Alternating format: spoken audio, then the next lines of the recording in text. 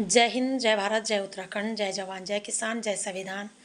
जय मातृशक्ति, जय युवा शक्ति, जय नागरिक शक्ति। आप सभी सम्मानित भाई बहनों को मेरा सादर प्रणाम। जैसा कि आप सभी सम्मानित भाई बहन जानते हैं कि हम पिछले 5-6 महीनों से अपने देश प्रदेश के विभिन्न ज्वलंत मुद्दों को लेकर अनिश्चितकालीन धरना प्रदर्शन पर बैठे हुए हैं, जिसके लिए हमने अपने राज्य और केंद्र सरकार को कई बार पत्राचार कर दिया है, कई बार उन्हें अपने पीड़ा से अवगत करा दिया है। सभी जगह, सभी विभागों, सभी मंत्रालयों में हम पत्राचार कर चुके हैं, लेकिन अभी तक भी हमारे राज्य और केंद्र सरकार द्वारा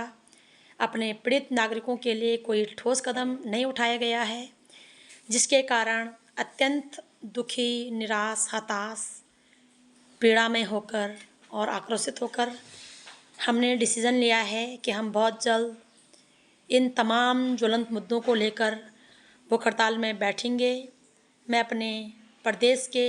सभी सम्मानित देवतुल्य जनता से विनम्र निवेदन करूंगी, इस जन मुद्दों की लड़ाई में हम आपके सहयोग की न केवल उम्मीद करते हैं, बल्कि हमें पूर्ण विश्वास है कि जिस भाई बहनों के संदर्भ में, जिन नागरिकों के संदर्भ में जो भी मुद्दा होगा, आप अपने मुद्दे को लेकर हमसे ज़रूर जुड़ेंगे, अपने अधिकारों के लिए ज़रूर लड़ेंगे, क्योंकि ये न केवल अब सिर्फ उन्हीं का मुद्दा है जो पीड़ा में है, ये हर भारतीय का मुद्दा, हर उत्तराखंडी का मुद्दा बन चुका है, क्योंकि सब कहीं ना कहीं धोखाधड़ी का शिकार हो रहे हैं, प्राकृतिक आपदा का शिकार हो रहे हैं, मैनमेड आपदा का शिकार हो रहे हैं, या गुंडागर्दी, तानाशाही,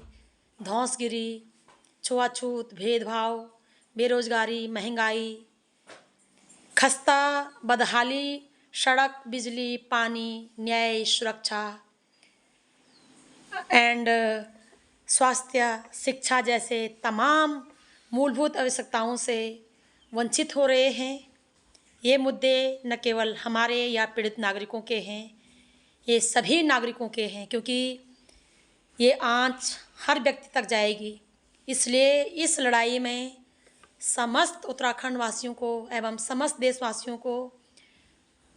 एकजुट होना पड़ेगा और अपने द्वारा चुनी हुई सरकारों से जवाब तलब करना पड़ेगा कि आखिर आपके होते हुए आपके पास पद, पावर, पैसा, पोजीशन, निर्णय लेने की क्षमता सब कुछ है, उसके बावजूद भी नागरिक हर प्रकार के पीड़ा से प्रभावित क्यों हैं। जिन मुद्दों का मैं यहाँ पे नाम लेना चाहूँगी,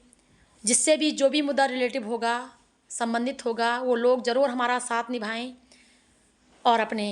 अधिकारों के लिए आवाज़ उठाएं। ये हमारी नैतिक जिम्मेदारी है। मैं ये कॉल आपको एक माँ होने के नाते, एक बेटी, एक बहन होने के नाते, एक मनुष्य और इस देश के नागरिक होने के नाते कर रही हूँ।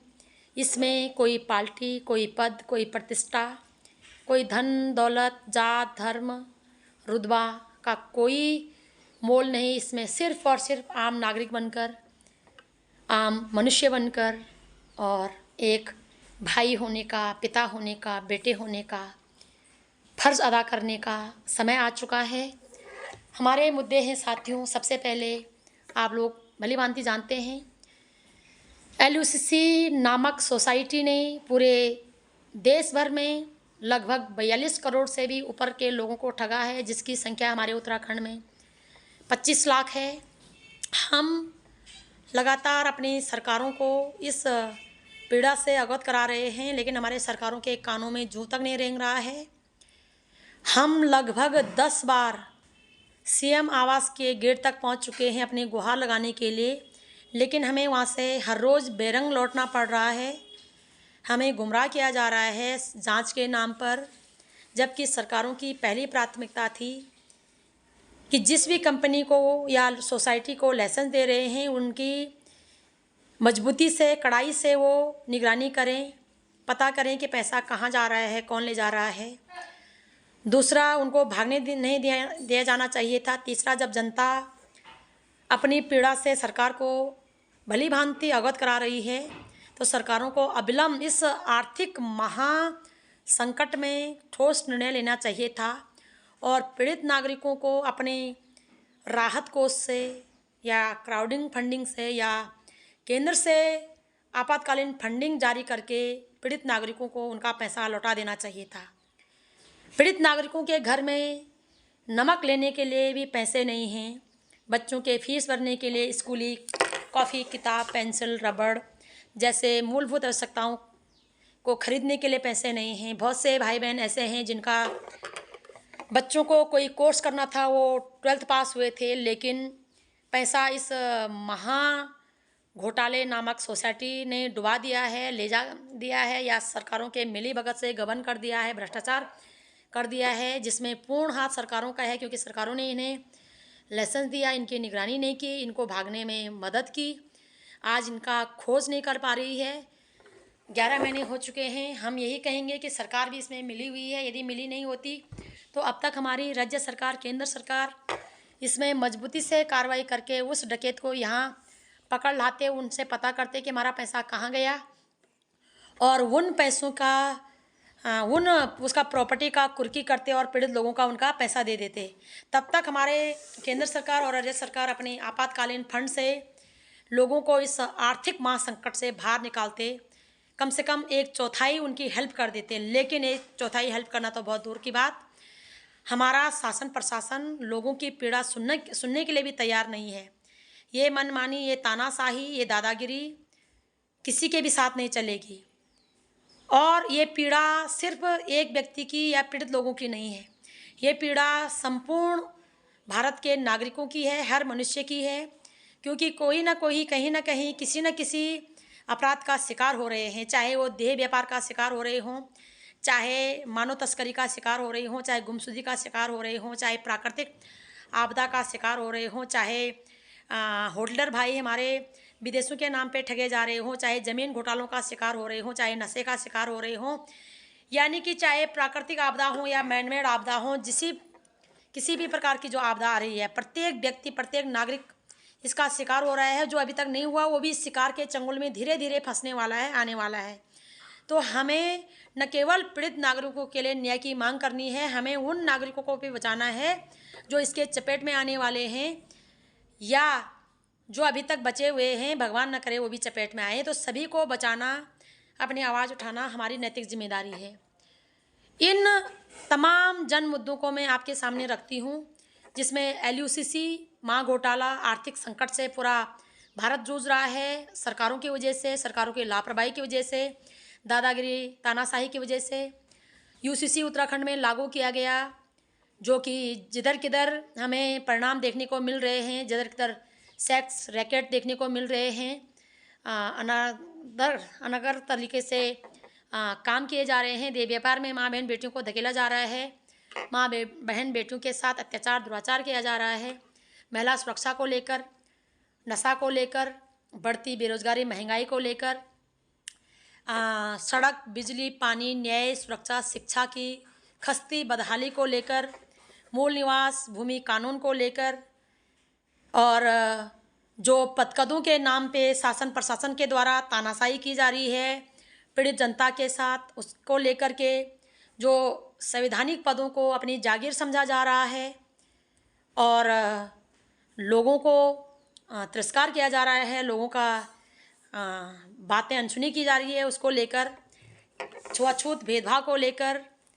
तो ये तमाम मुद्दे हैं जिन मुद्दों में प्रत्येक नागरिक को एकमुठ होकर के काम करना पड़ेगा। इसलिए नहीं कि आप सिर्फ पीड़ित हो, इसलिए कि अपने राज्य के लोगों के अधिकारों की, जीवन की, भविष्य की सुरक्षा करना, उनके लिए आवाज़ उठाना प्रत्येक नागरिक की जिम्मेदारी है। अपने भूभाग को बचाना, जो प्रकृति के साथ छेड़खानी हो रही है, अनावश्यक पहाड़ काटे जा रहे हैं, सुरंग बनाए जा रहे हैं, 4 धामों में मास्टर प्लान के तहत धामों का ये क्या पर्यटकीकरण किया जा रहा है, मतलब धार्मिक स्थलों को पर्यटन में बदला जा रहा है। तमाम प्रकार की जो नुकसान पहुंचाया जा रहा है, चाहे हिमालय पर्वतों को हो, चाहे प्रकृति को, संस्कृति को, सभ्यता को हो, माँ बहन बेटियों को हो या युवाओं को हो, जहाँ कहीं भी जो कुछ भी परेशानी हो रही है, इस तमाम परेशानियों के संदर्भ में हम भूख हड़ताल में बैठना चाहते हैं। आपका आह्वान करते हैं, जिससे भी जो भी प्रॉब्लम रिलेटिव हो, जो भी संबंधित प्रॉब्लम हो, आप हमारे साथ जुड़ें और अपने अधिकारों के लिए लड़ें और पूरे भारत को हर प्रकार की पीड़ा से मुक्त करें, पीड़ितों का साथ निभाएं और जो अभी इस चंगुल में नहीं फंसे उन्हें इस चंगुल से बचाएं। आप लोगों ने देखा होगा कि भाजपा का नेता जमीन घोटाले में पकड़ा गया, कोई सेक्स रैकेट में पकड़ा जा रहा है, कोई कहीं। इन तमाम चीज़ों पे अविलंब रोक लगाई जाए, प्रतिबंध लगा जाए, लोगों का जीवन खुशहाल किया जाए। ये लड़ाई हम किसी नेता के तौर पे या किसी अदर पार्टी के तौर पे नहीं, बल्कि एक नागरिक होने के नाते, एक मनुष्य होने के नाते और एक माँ, बहन, बेटी, पिता, भाई, बेटे का अपना फर्ज निभाने के नाते लड़ना चाहते हैं। आशा नहीं, पूर्ण उम्मीद करते हैं आप सभी इस लड़ाई में हमारा साथ दोगे। मैं बहुत जल्द तारीख बताऊंगी, समय बताऊंगी, जगह बताऊंगी। आप सभी को हमारा साथ निभाना है और हमें हर हाल में अपना उत्तराखंड बचाना है। यही हमारी अपने देवभूमि के लिए त्याग होगा, कुछ कर गुजर जाने की क्षमता, इच्छा शक्ति होगी। यदि हमारी भूमि हमारी कुर्बानी मांग रही है तो हम कुर्बानी देने के लिए तैयार हैं। आशा ही नहीं, पूर्ण उम्मीद करती हूँ आप सभी भाई बहन ज़रूर अपने अपने मुद्दों को लेकर हमारा साथ निभाएंगे और जो कुछ भी हो रहा है शोषण के नाम पे, मतलब पदकत के नाम पे जो शोषण किया जा रहा है, चाहे जितेंद्र भाई का हो, बेटी अंकिता का हो, किरण बेटी का हो, तमाम मुद्दे हैं। इन मुद्दों की मैं एक चार्ट बनाऊंगी, आप लोगों को सोशल मीडिया पर प्रसारित करूंगी, जिससे संबंधित जो भी मुद्दा है आपको हमारा साथ निभाना पड़ेगा और हमें अपने राज्य को हर पीड़ा से मुक्त करना है, अपने राज्य को बचाना है और प्रत्येक व्यक्ति के जीवन में, प्रत्येक नागरिक के जीवन में खुशहाली लानी है। बहुत बहुत धन्यवाद मेरे भाई बहन।